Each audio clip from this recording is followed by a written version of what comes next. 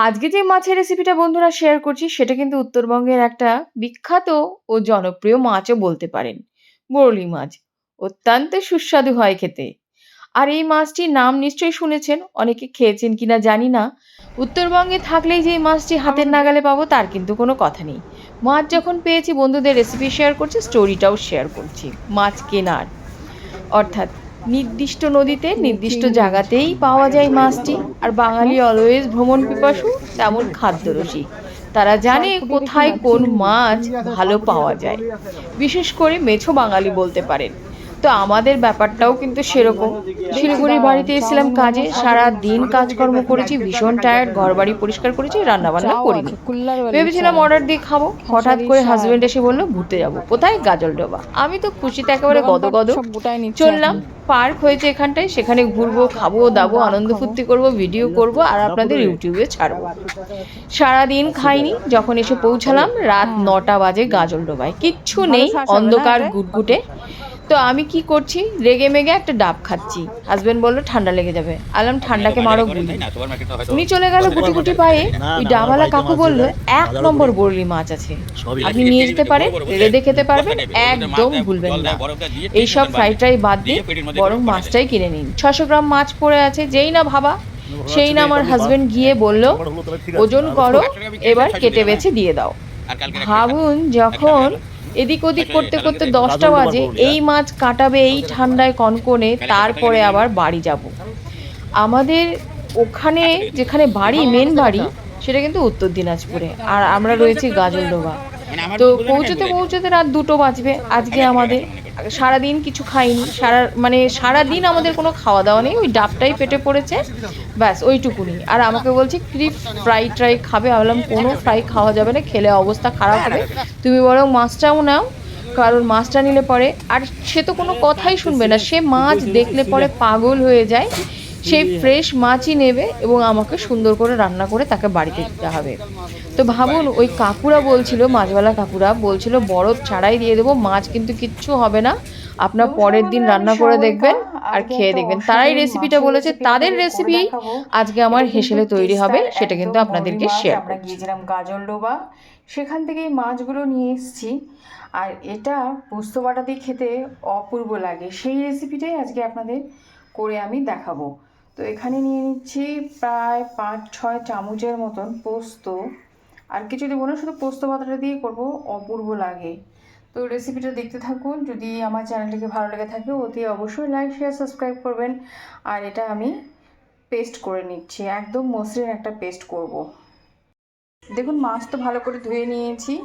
এবারে আমি দিয়ে দিচ্ছি হলুদ গুঁড়ো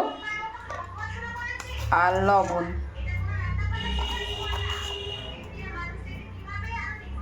বেটে রাখা আমি পোস্তটাও দিয়ে দিচ্ছি। এর মধ্যে কিন্তু আমি শুকনো লঙ্কা কিছুই দিইনি, বা কাঁচা লঙ্কাও পিষে নিইনি। কাঁচা সর্ষের তেল, দেখুন ভালো করে মাখিয়ে নেব।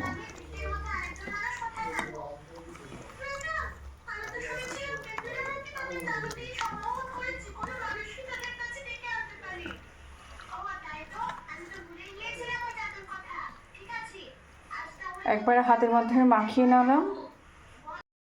জিরের গুঁড়ো দিয়ে দিলাম এখানটায় ছোট চামচের 1 চামচ, কাশ্মীরি লঙ্কার গুঁড়ো, চেরা কাঁচা লঙ্কা। তারপরে এবার মাখিয়ে নিচ্ছি। দারুণ হয় খেতে এই মাছটা, এইভাবে কাঁচা আবার রান্না করবেন, খুবই টেস্টি হয়।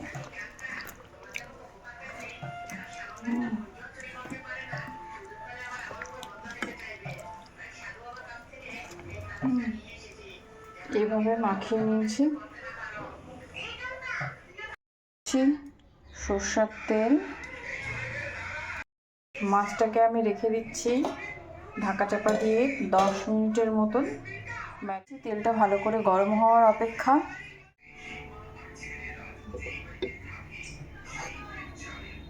দেখে দিলাম কালো জিরা, তেজপাতা এবং শুকনো লঙ্কা। দেখুন বেশ সুন্দর করে ভাজা ভাজা করে নিচ্ছি।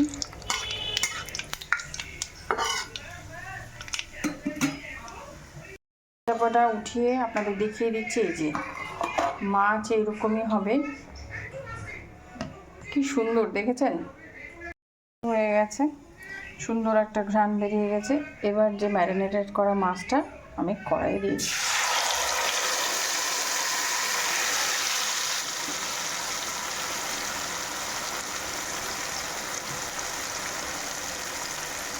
এবারে দেখুন বলক উঠতে শুরু করেছে যখন, তখন আমি এই মিক্সি ধোয়া যে জল ছিল সেটা দিয়ে দিচ্ছি। ব্যাস, একদম ইজি রান্না।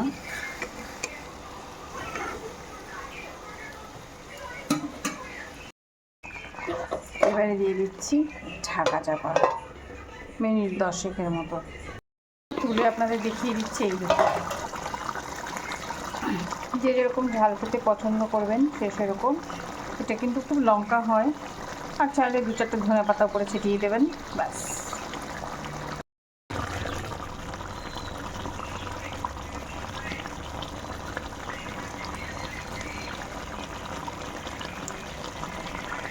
হয়ে গেল একদম বরলি মাছের রেসিপি, খুবই টেস্ট হয় খেতে। বেশি খন্তা দিয়ে নাড়াতে যাবেন না। দেখুন মাছগুলো একদম ভাঙবে না, গোটা অবস্থায় রয়েছে। একেবারে অসাধারণ বরলি মাছের রেসিপি কিন্তু পোস্ত বাটা দিয়ে কমপ্লিট হয়ে গেছে, যেটা বলতে পারেন পোস্ত বাটা দিয়ে বরলি মাছের ঝাল। দেখুন গরম গরম ভাতের সঙ্গে পরিবেশন করুন, অপূর্ব লাগে। এক কথায় এই রেসিপি কিন্তু ভুলবার মতো নয়। মাছ যদি পান হাতের নাগালে, তবে এইভাবে অতি অবশ্যই রান্না করে সকলকে খাওয়াতে পারেন। যে খাবে সে প্রশংসায় পঞ্চমুখ হয়ে যাবে। মেন হচ্ছে মাছ পাওয়া দিয়ে কথা। যারা যারা উত্তরবঙ্গে ঘুরতেও আসবেন তারাও কিন্তু এইভাবে বলে দেবেন, নো ডাউট ট্রাই করবেন। ভিডিওটি দেখার জন্য সকলকে অসংখ্য অসংখ্য ধন্যবাদ। যদি আমার চ্যানেলটিকে আপনাদের একটু একটু ভালো লেগে থাকে, অতি অবশ্যই লাইক, শেয়ার, সাবস্ক্রাইব করে চ্যানেলের সাথে থাকবেন, পাশে থাকবেন। আমি আপনাদের জন্য এইভাবে নিত্য নতুন রেসিপি নিয়ে হাজির হতে থাকবো। প্লিজ আপনারা একটু কমেন্ট করুন, তাহলে কিন্তু এনকারেজিং ব্যাপারটা ক্রিয়েট হবে নিজের মধ্যে।